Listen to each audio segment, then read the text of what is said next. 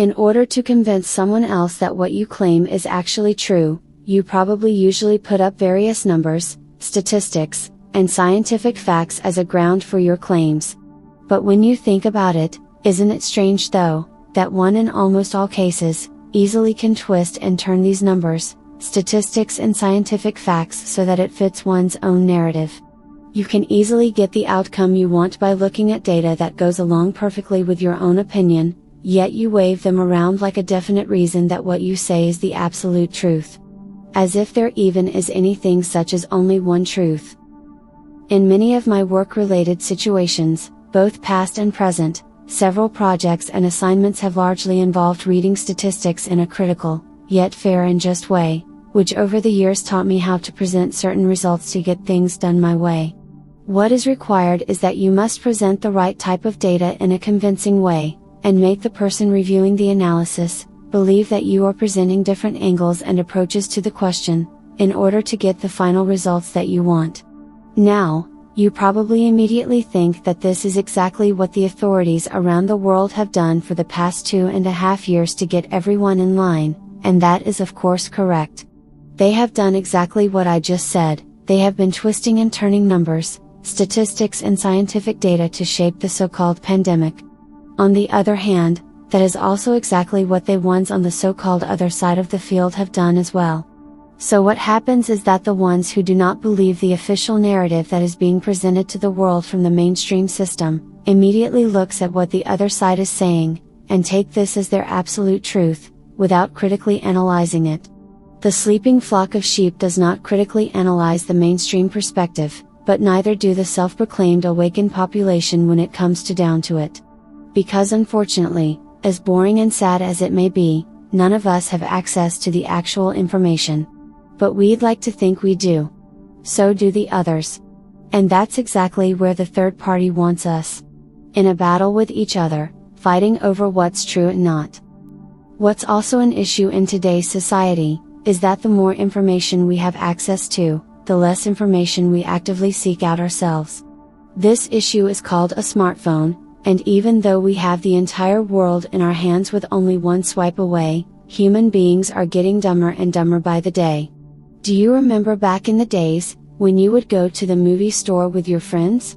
It was a thing. You got together, headed downtown to check out what was new.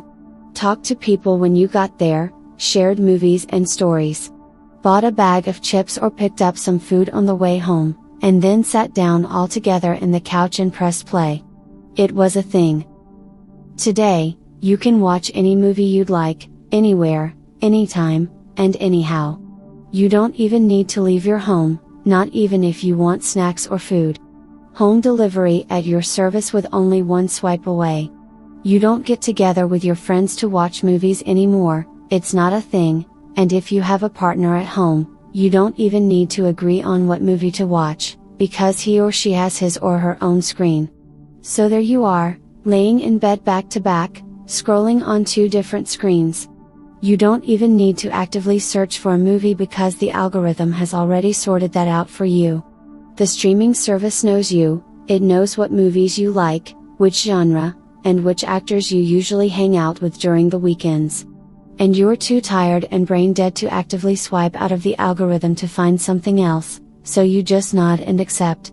Because you know, that if you had started scrolling through the thousands and thousands of all the movies that are available out there, you still wouldn't have found even one that you wanted to see. You're just like a 14-year-old on TikTok swiping next, next, next and next. You recognize all the titles, faces and stories. In the end, everything just becomes one big gray blur, and you still choose to watch that movie that the streaming service claims is a personal choice for you. This is also how it works when we search the World Wide Web for information when we have thoughts and questions we seek answers to. There is so much information about everything out there, yet we still tend to get lost in the algorithm.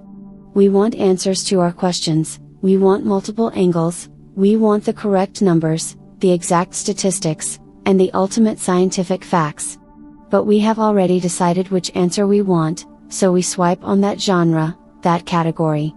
Therefore, we only read information that supports the theory we want to be true. Because we want to be right. We dig into what we believe in, follow people who have similar opinions to ourselves, click on accounts that address what we want to see, and then happily discuss further with those who think like us. We create our own algorithm, yet believe that what we have found is the absolute truth. What becomes dangerous about this behavior, is that things change so quickly today. 1,000 years ago, you could predict what the future probably would look like 50 years ahead, and thus make decisions based on the past and present. You became an expert in a certain area, and with this knowledge, you could develop and improve things, both for yourself and others. But today, things don't go as slowly as they did back then, and nowadays you need to be more aware of yourself, and your surroundings, than you were, say 1,000 years ago. If you focus too much on only one particular topic today, this could be your downfall, because tomorrow the information you studied is be blown away and replaced by something else, something that is now the most important thing in the world. Your expertise in side effects caused by injections and incorrect statistics doesn't mean a thing tomorrow. When you've been sitting at home studying and memorizing death tolls and various ingredients, other things have been going on out there that you totally missed.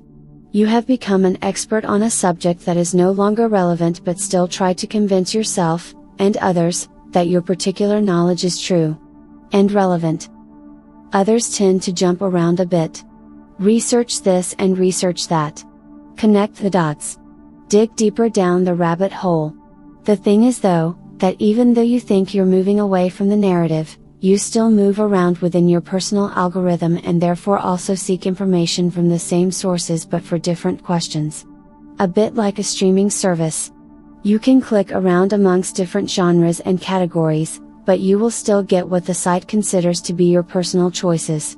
You and your tribe can exchange thoughts, ideas, secret information, confidential data, and the truth of truths.